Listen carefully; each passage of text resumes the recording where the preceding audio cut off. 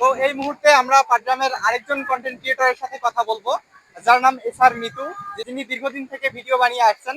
এখানে এসে তার কেমন লাগছে সে বিষয়ে তার কাছে জানার চেষ্টা করবো। ধন্যবাদ আপনাকে ভাই। প্রথমে আপনাদের সবাইকে সালাম জানাচ্ছি, আসসালামু আলাইকুম। আমি এসআর মিঠু। তো আমরা দীর্ঘদিন যাবত একটা প্ল্যান করছি যে আমরা এই রাবার ড্রামে আসবো। তো তারই ধারাবাহিকতায় আমাদের পাটগ্রামের যারা কন্টেন্ট ক্রিয়েটর রয়েছে আমরা সবাই আজকে এই রাবার ড্রামে এসেছি এবং আমরা সবাই মিলে এখানে আর কি গোসল করব। অনেকেই অনেকভাবে ভিডিও তৈরি করতেছে, অনেকেই ফাজলামি করতেছে।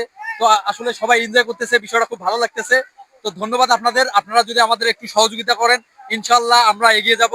পাশাপাশি আমাদের পাটগ্রামকেও আমরা চাই যে আমাদের বিশ্বে প্রত্যেকটা জায়গায় যাতে আমাদের এই পাটগ্রামের মানুষজনকে চিনে, পাশাপাশি আমাদের পাটগ্রামকে চিনে। আমরা কথা বলবো পাটগ্রামের অত্যন্ত পরিচিত কন্টেন্ট ক্রিয়েটর লিমন হোসেনের সাথে এবং তার অনুভূতি শুনবো এখানে আসার পর কেমন লাগছে।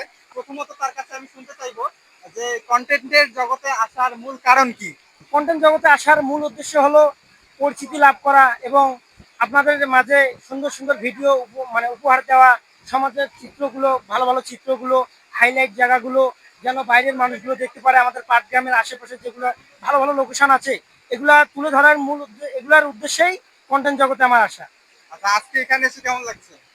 জি আলহামদুলিল্লাহ, আজকে এখানে এসে আমার অনেক ভালো লাগতেছে এবং পাটগ্রামের সকল কন্টেন্ট ক্রিয়েটার এসেছে, তাদের সাথে মিশে আমার মনটা একবারে শান্তিতে ভরে গেল। কেননা তাদের মন মানসিকতা ব্যবহার এত ভালো, মানে তাদের সাথে মিশলেই আপনারা বুঝতে পারবেন তারা এত ভালো এবং তাদের ব্যবহার আচার চাল চলন এতটা ভালো। তো এখন আমরা আরেকজন পাটগ্রামের পরিচিত কন্টেন্ট ক্রিয়েটরের সাথে কথা বলবো এবং এখানে গোসল করতে এসে সব কন্টেন্ট ক্রিয়েটর আমরা একত্রিত হয়েছি। এখানে এসে তার কেমন লাগছে